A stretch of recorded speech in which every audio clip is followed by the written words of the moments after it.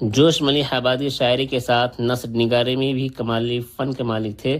بقول ڈاکٹر گیان چند جین، جوش کو یادوں کی برات کی وجہ سے صف اول کے انشا پردازوں وجہی امن محمد حسین آزاد، ابوالکلام اور رشید احمد صدیقی کے ساتھ جگہ دی جا سکتی ہے۔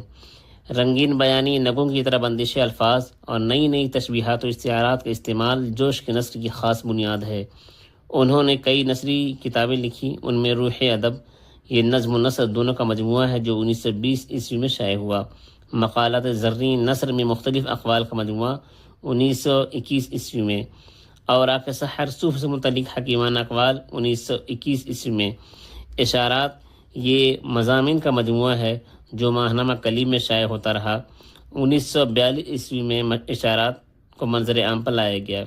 یادوں کے برات خود نوشت سوانح عمری ہے جو 1999 عیسوی میں شائع ہوا۔ ان کے علاوہ دیگر کتابوں میں مقالات جوش، مکالمات جوش، مکاتیب جوش وغیرہ قابل ذکر ہیں۔